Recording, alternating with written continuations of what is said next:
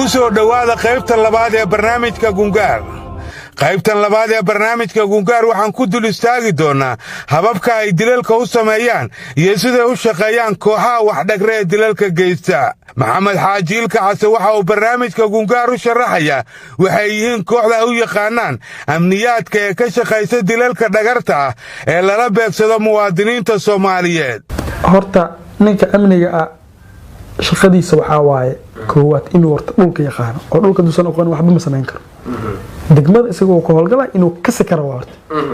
hadii la soo bursado inuu iska difaaci karo isagoo luqluqeena oo ka dhax bixi karo tababar iyo wax ka dib. Maxamed waxa uu sidoo kale barnaamijka u sheegay hababka ay wax u saamiyaan iyo sida ay wax u gaadaan. anaga kadib waxaan la dhijirin hebel asoo galay daba dhigta anaga aan sheegin xiliga la kici doono laakiin surveillance oo aad camera taas oo daba kici jir markii la soo oo anaga report maalin walba gudbin jir meeshu tag markii anaga nala la boodin jir. dadka kamid ah kooxdan dhagrayaasha ay wax dila waxay isticmaalaan telefoonada ay u yaqaanaan kuwa shaqo. waxaa sidoo kale jira habab ay u kaydsadaan telefoonada ay kamid tahay inay ku qortaan biyoolaha dhakhtarka iyo wixii la mid ah si aan loogu mashquulin telefoonada u kaydsan. barad markii la safgareysana in la sii raaciyo magacyo taytalo hebel biyoole ninka biyaha keen hebel barf Professor Hebel taytaladaas yani waxay fududeynaysaa hadii sardoon kale uu ku qabto inaysan dhiis ku dhicin doctorka iyo waxa doctor balaamij ku safgaraysan u dhaha laakiin hadii xasan ama cadda kaliya ku qoran tahay kor ama arab kaliya oo qofka qaadanayna mobilka waa inay maxduud ahaadaan si makaarkaas qofku wato waxa laga soo qof inay ku safgaraysan tahay iyada dambe oo dadka shaqada kaga dhaxaysa bis laga wacay waa mamnuuc lambarkaas qofka laga waco dadka shaqada ka leeyahay bisa yaqaan dad minis diilad damiyo meel ka raadiya male hadii la qabto xataa lambarka la bedelna meel qof ka raadisid male wax walba atay xataa. Maxamed Ilka Case waxa uu sheegay in hawshooda aysan ahayn bastooladley oo kaliya balse ay bambooyin tuuraan wuxuuna aaminsan yahay in jugta bambooyinka oo laga maqlayo meelo fog ay ka saameyn badan tahay dilalka isagoona ku doodaya inuu isagu yahay qabiir marka loo eego habka uu tuuro bambada oo aan la ogaan karin ilaa ay qaraxdo. afwan hadii la telefon waxa kala baxday ganjada ciyaalka hore waxay sameyn jireen mugtaga ku tuuri jireen askarta ama wadadka meel ama xidhawaan ama guri ku tuuri jireen ciidan duuya markii jaanas wuxuu leeyahay markii ku soo dhacdo uu arko ama tashta uu maqlo jaanas ajar uu fadhiisana oo jifan kar qofka haduu jiftana inta ku soo daasiyo waxa baa marka hal raba tashta inay gacanta ay ku soo dhacdo markii ku iimaanayso maraysan qofka jaanas la macna bamba tuurku ugu halisanaa uu sheegtay inuu sameeyay waxa kamid ah bamba uu ku tuuray meel la isugu yimaado Xamar Jajab halkaas oo uu sheegay inuu gudaha u galay kuna dhuftay laba bam gacmeed.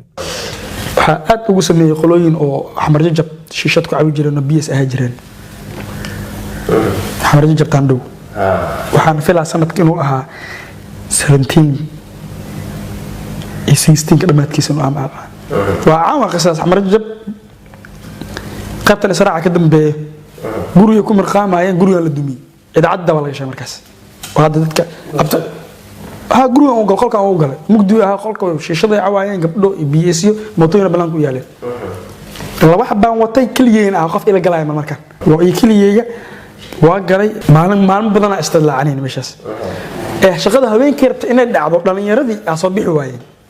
shaqadina waa lagu soo celinaya kaliyeega gal alilay waa ku soo celinaya telefoonka dibnin kaliyeega gal وكابرهنا سيدي ku dhacday markii halkan waa qolkii ay dhalinyaradu ku sugayeen banooniga kuna ciyaarayeen laadhuuda oo Maxamed Xaaji Ilka Case ugu soo galay kuna dhuftay laba bam gacmeed kuwan waa qayb kamid ah astaamihii bam gacmeedka uu qolka ku dhuftay Maxamed Xaaji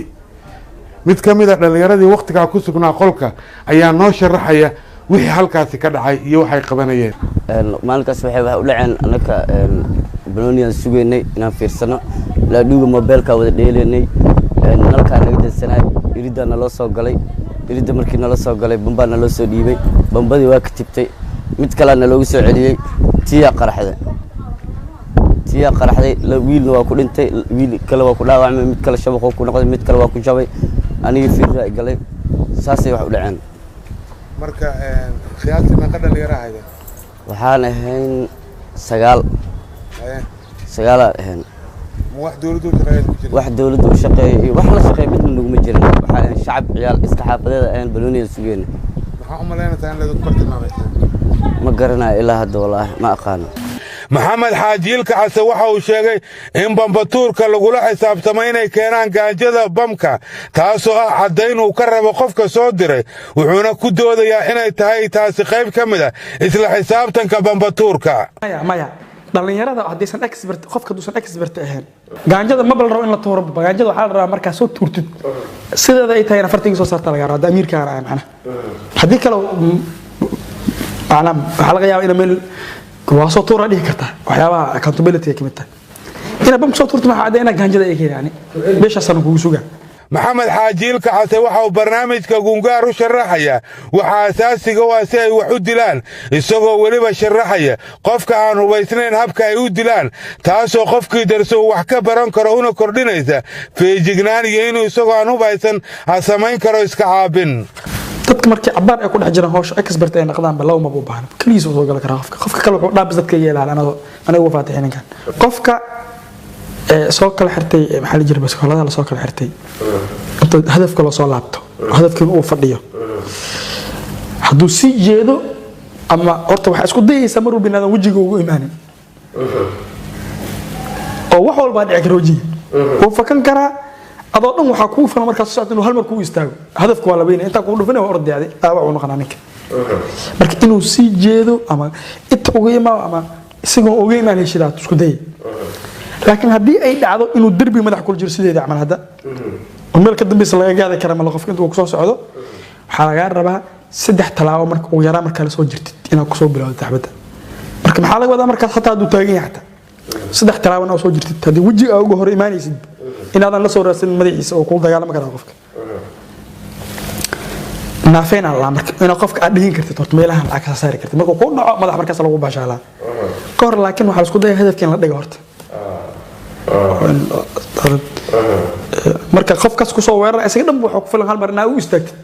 maxamed ilka case waxa uu kaloo sheegay in qofka dilaaga ay qasab ku tahay inuusan ku laalaaban goobta uu wax ka samaynayo falka ka hor taasina ay tahay cidda qabanaysa kooxda saaminta ama istikhbaaraadka u yaqaanaan waxaase mamnuuca adoo nin ikhtiyaal rabo inaad meeshaas ku laalaabatidna dharkaaga aweeto xasdan nin anteena u hool saaran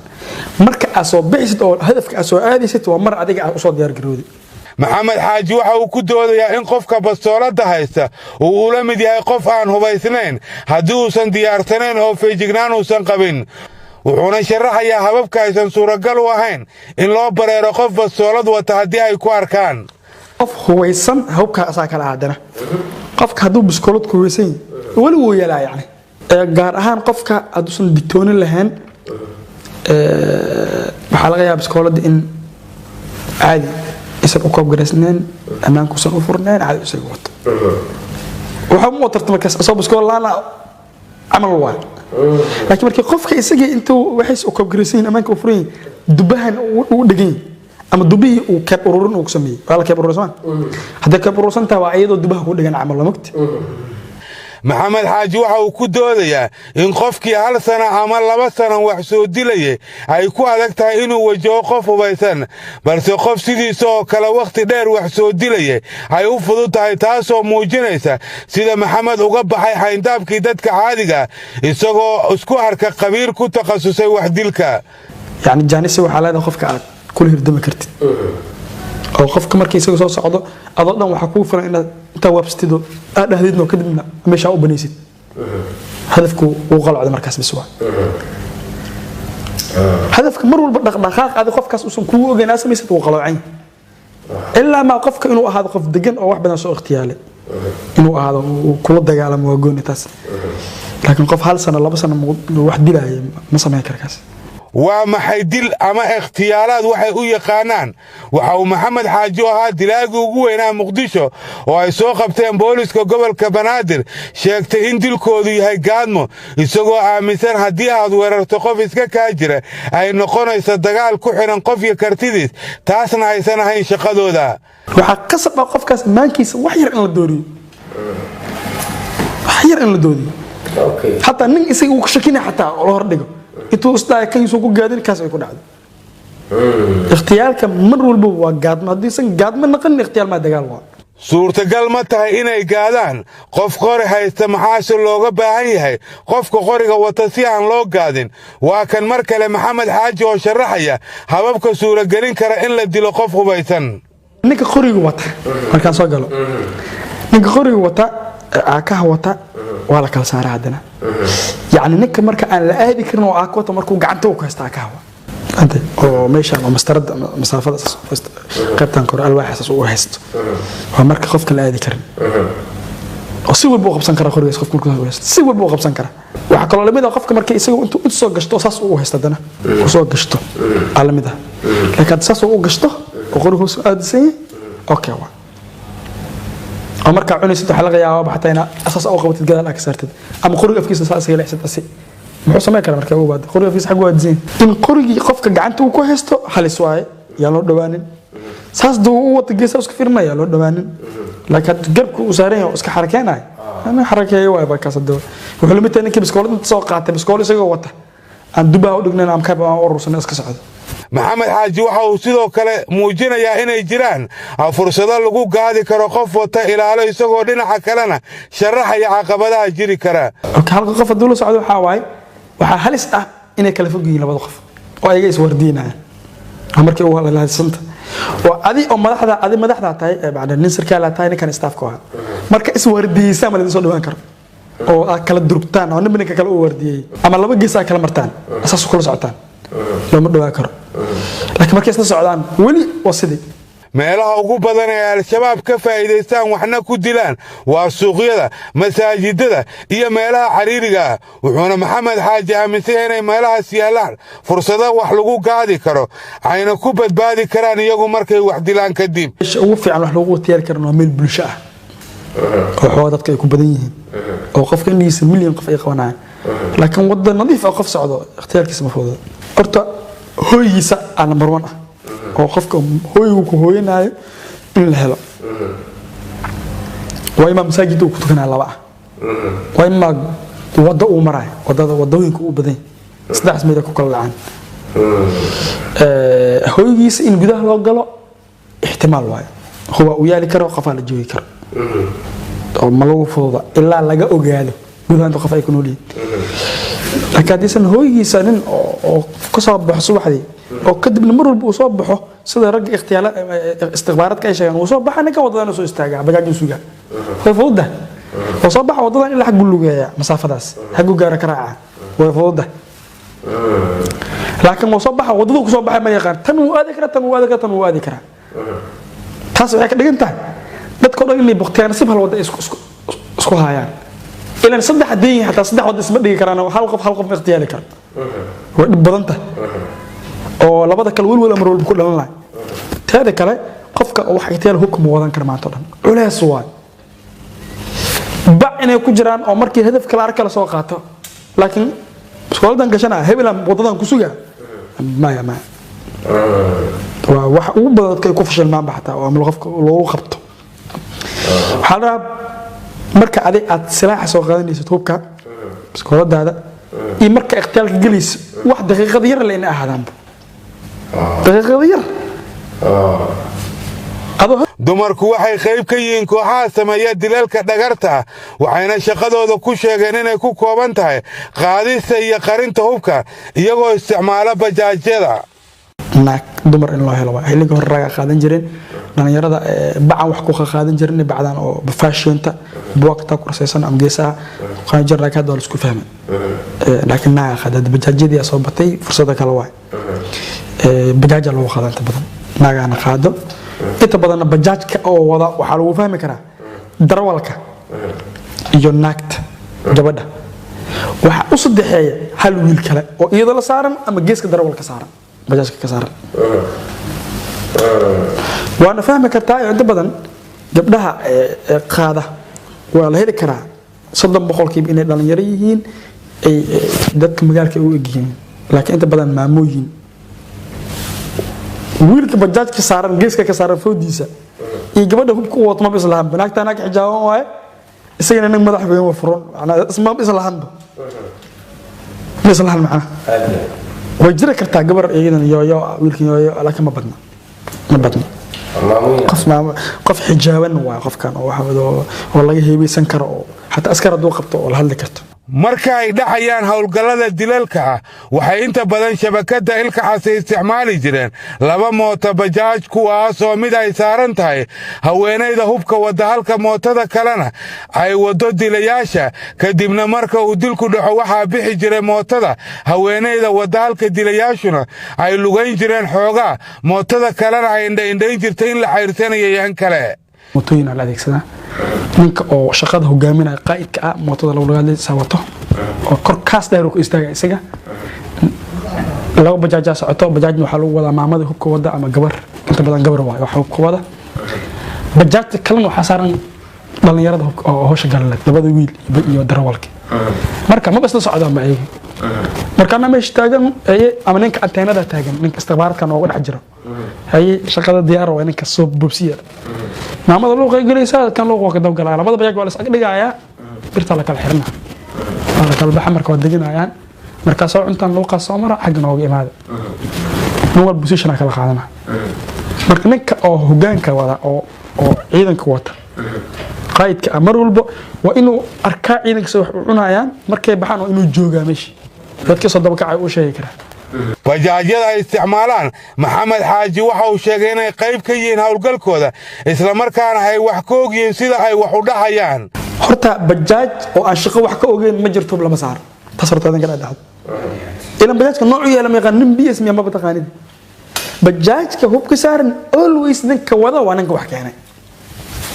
wali dadka hubkooda waa ka dirin ka tadaranta laakiin bajaajlaha dadkan waa la soo raacay maya ما بلسكو أمين بانك بجاج لها مكشة كناد واحد ليميت إني هذا يعني قف كان دي واحد يكون عنوان مين لور عن كنا محمد حاج waxa uu sheegay in shuruudaha laga rabo qofka ka mid noqonaya kooxdooda dilalka looga baahan yahay inuu yahay qof aan la aqoonsan karin oo aan soo marin qaybaha kale ee al-shabaab sida xisbada iyo wixii la mid ah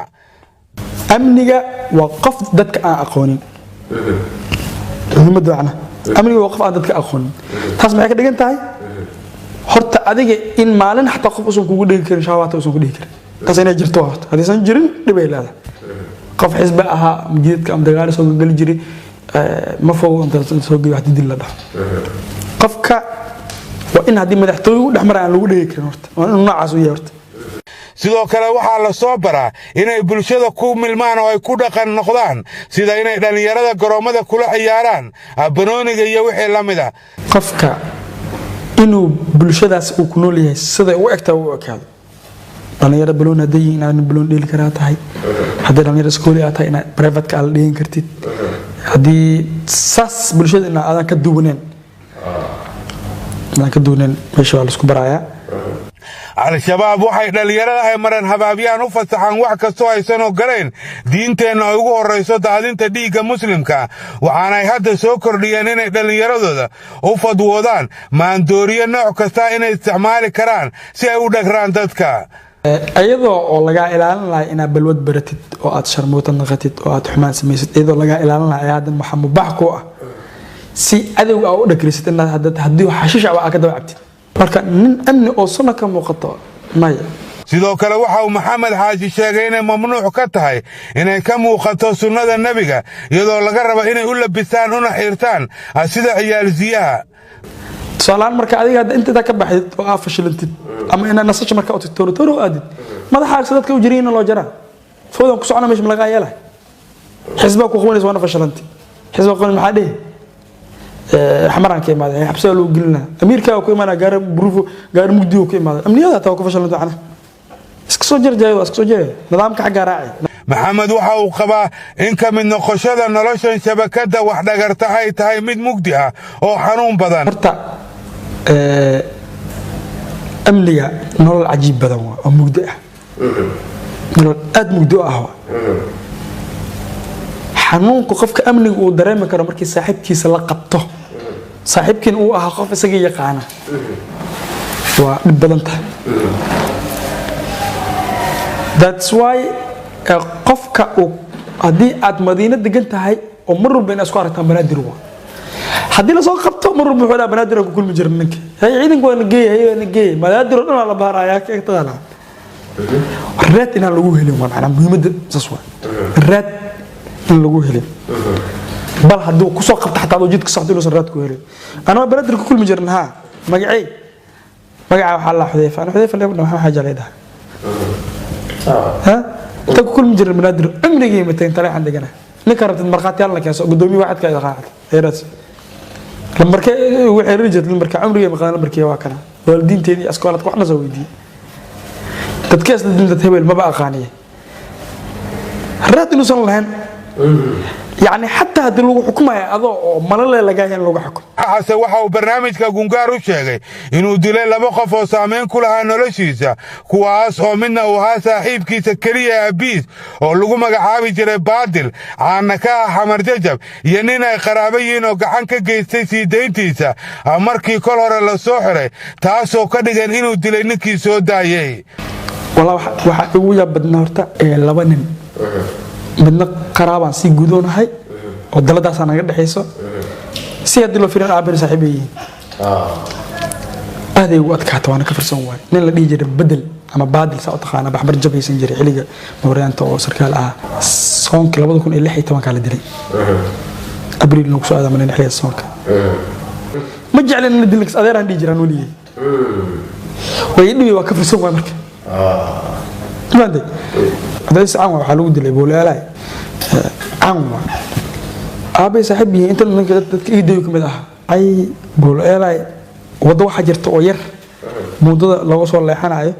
أو أن كان أو وضوء حمرتها وزارة أنا أقول هذا شيء هذا شيء موتين مرجرين موتين مش مرجرين مرة حجرت أو هذا السر عيدا فدين جري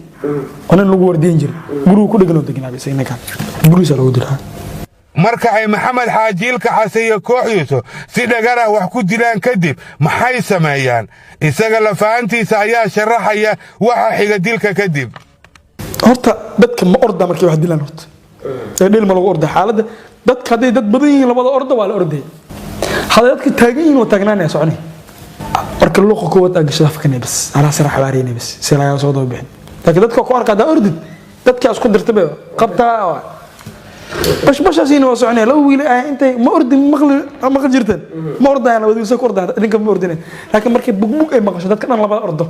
مسك علني تذكر أردي هذا جوكسان ولا جوكساني شردي لوخ كواد دوساس أو جش لوخ كواد إن هذا أبحث حواريس كدمنا لوخ كلا بجاك تعالى على تسكيلي بعد هذا لوخ بتاع واحد مدرب فاهم حسبين من حمبارتو دادك اللهين يا تاهي دمركيو عرورتيو تقويو أقوياهن أنو جرنا حينو تبرقوين يا تاي تبرقوين يا تاي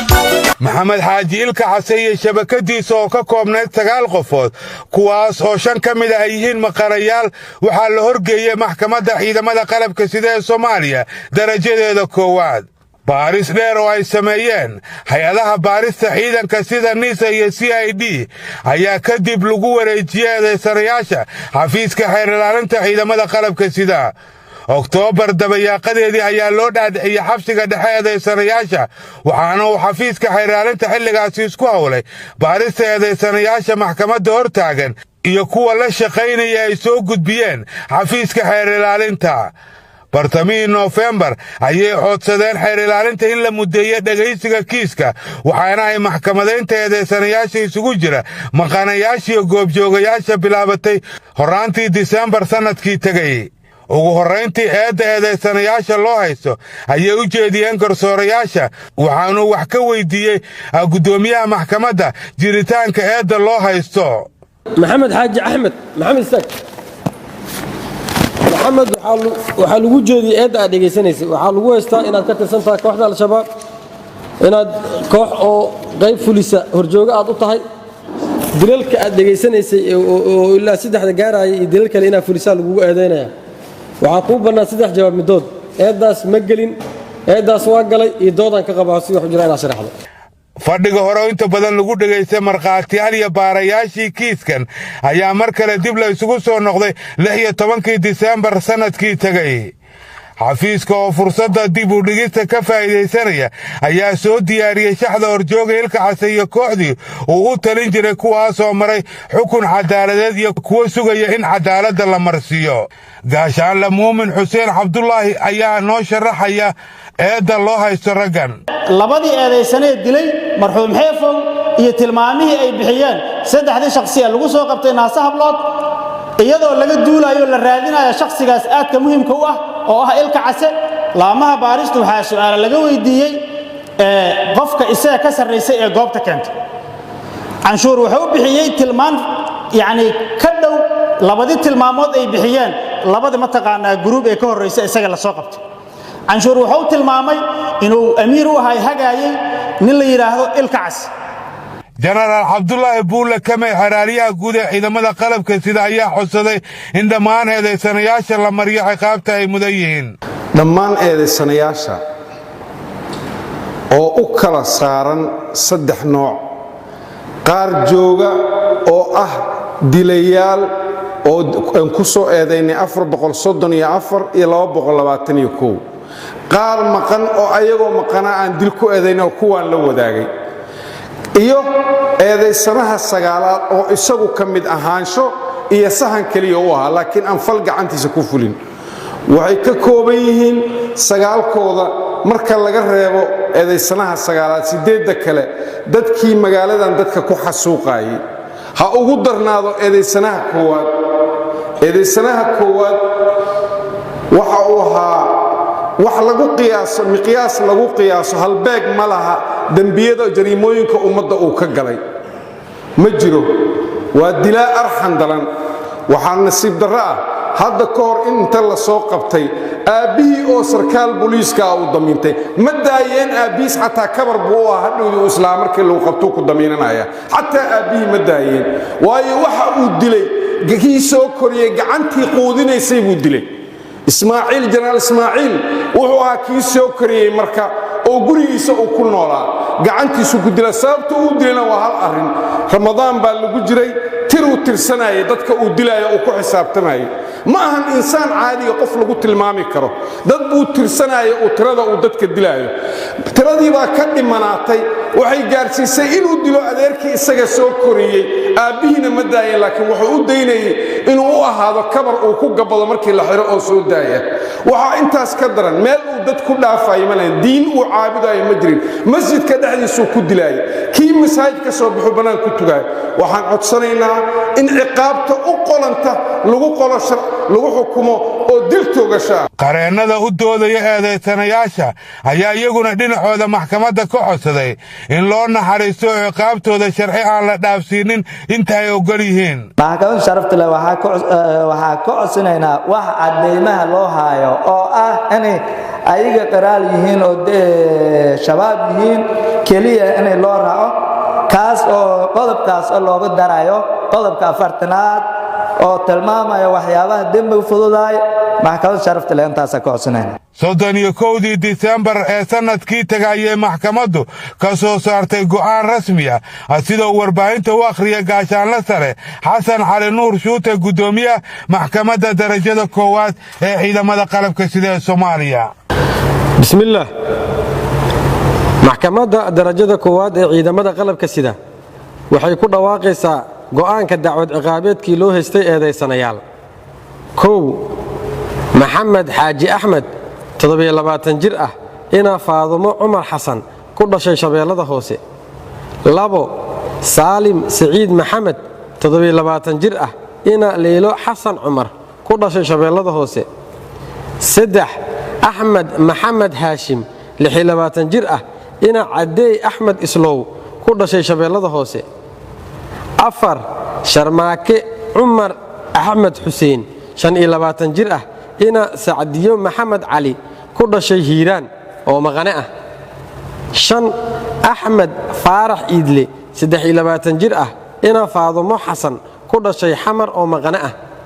6 Cabdiraxmaan Mustafa Cabdullaahi 22 jir ah ina Faadumo Maxamed Shaakuud ku dhashay Xamar oo maqane ah. 7 ramadaan cabdiraxiin mursal ina muslimo madgafiim ku dhashay baar dheere oo maqana ah 8 cabdinaasir axmed cabduqaadir 27 jir ah ina faadumo maxamed ibraahim ku dhashay xamar oo maqana ah 9 faadumo xuseen cali cadaawe 24 jir ah ina dahabo cumar wehliye ku dhalatay hiiraan kuwaas oo xafiiska xeer ilaalinta ciidamada qalabka sida si wada jir ah ugu soo eedeeyay in ay ka wada tirsan yihiin kooxda al-shabaab gaar ahaan qayb fulisa dilalka qorshaysan iyo sahminta oo ka howlgasha magaalada muqdisho markay aragtay maxkamaddu dambi muujinta ah dukumiintiyada kala ah cadeymihii iyo qiraaladii laga qoray eedeysanayaasha koowaad labaad saddexaad iyo afaraad oo goobjooga ka ahaa maxkamadda iyo cadeymaha iyo gungaarka laga soo gudbiyey 5 eedeysane ee maqanayaasha ah 2 qoraallo hore looga qoray xukunsanayaal lagu fuliyey qisaas iyo kuwa xukuman 3 sawirada iyo warqadaha cadeynta dhimashada marxuumiinta sare ku xusan 4 dukumiintiga lahaanshaha mootooyinka ay ugu adeegayeen kooxda al-shabaab eedeysanayaasha labaad oo goobjoog ah iyo 8aad oo maqane ah 5 galdacwadeedka hore looga diyaariyey eedeysanaha koowaad maxamed xaaji axmed 6 moobeelada ay isticmaalayeen eedeysanayaasha labaad iyo 9aad oo ay ku jiraan sawirro ay u dirayeen kooxda al-shabaab markay dhageysatay maxkamaddu doodii u dhaxaysay dhinacyada kale ah xafiiska xeer ilaalinta ciidamada qalabka sida iyo qareennada difaacaya eedeysanayaasha sidaa darteed maxkamadda waxaa u caddaatay in 9 eedeysane ay wada yihiin dembiilayaal gale dembiyada lagu soo kala oogay waxayna maxkamaddu ku kala xukuntay 1 dembiile shabaab maxamed xaaji axmed oo afgarashadiisu tahay ilka case 2 dembiile shabaab saalim siciid maxamed oo afgarashadiisu tahay salmaan 3 dembiile shabaab axmed maxamed haashim oo afgarashadiisu tahay carab oo dhammaantood goobjoog ka ahaa dhegaysiga garmaqalka waxay maxkamaddu ku xukuntay dil toogasho ah 4 dembiile shabaab sharmaako cumar axmed xuseen oo afgarashadiisu tahay ugaaska iyo ganay 5 dembiile shabaab axmed faarax iidle oo afgarashadiisu ay tahay shuuriye iyo madoobe 6 dembiile shabaab cabdiraxmaan mustafshi cabdulaahi oo afgarashadiisu ay tahay faarax mooryaanka 7 dembiile shabaab ramadaan cabdiraxiin mursal oo afgarashadiisu tahay saalax oo maqanayaal ah waxay maxkamaddu ku xukuntay ayagoo maqanayaal ah dil toogasho ah 8 dembiile shabaab cabdinaasir axmed cabduqaadir oo afgarashadiisu tahay carabey oo maqana ah waxay maxkamaddu ku xukuntay xabsi daa'in 9 dembiile shabaab faadumo xuseen cali cadaawe oo magacadeedu afgarashadu yihiin faadumo korneel iyo cosabo oo goobjoog ah waxay maxkamaddu ku xukuntay 15 sano oo xabsi ciidan ah ciddii aan ku qanacsanayn xukunka maxkamadda waxaa u furan raacfaan wabilaahi tawfiiq guud ahaan barnaamijkeenni gungaar oo ay gacan iga siiyeen cabdulqaadir ciise fu'aad muxyidiin iyo maxamed cabdi caraaye waa naga intaa tan iyo intaan barnaamij midkan lamida ku kulmayno waa bahdii gungaar oo idinleh nabaaddiin iyo nooli kulanta